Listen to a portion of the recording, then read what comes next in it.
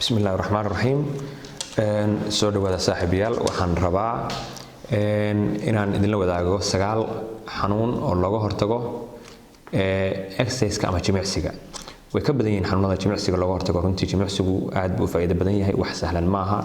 Ilaa 9 xanuun ka badan baa looga hortagi karaa, laakiin si guud waxaan rabaa 9 xanuun ayaan ka soo qaadanaynaa oo muhiim ah. Kan ugu horeeya waxa kamid ah waa dhiig karka oo kale, waa looga hortagi karaa. aad bay muhiim u tahay. waxa kamid ah macaanka ama sonkorowga nooca la yiraahdo type 2 oo kale.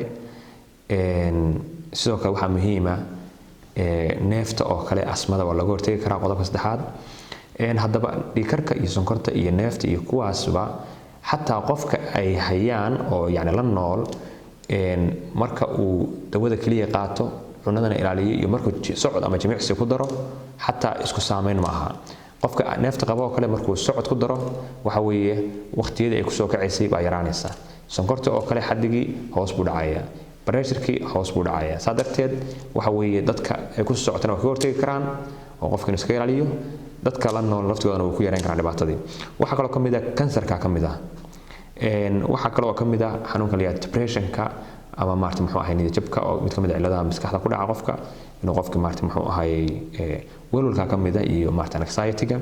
waxa kamid ah wax la yiraahdo dementia, ilowshaha qofka in xasuustiisa ama ilowshiisa lunto. marka qofka socod sameeyo, jimicsado, wax qabto oo shaqeeyo, waxay keenaysaa in ilowshihiisii ay yaraato oo xasuustiisa si fiican u shaqeyso.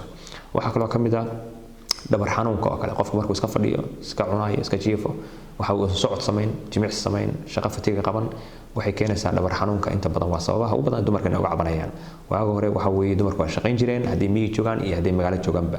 hadda waxa weeye shaqaalaha la qabsanayaa, waxa weeye lama shaqeynayo. islaan kasta dhabar xanuun bay ka cabanaysaa, sonkortii dhiig karkana ugu bateen. waxa kaloo muhiim ah arthritis-ka, qodobka ugu dambeeya kala goysi xanuunka iyo jilba xanuunka iyo waxaas oo dhan. waayo qofka miisaankiisa baa siyaadaya, kadibna jilba xanuun diyaar buu yahay. xubnihii laftooda wuxuu u baahan yahay laga shaqaysiiyo, qofkii socdo dhaqdhaqaaqo.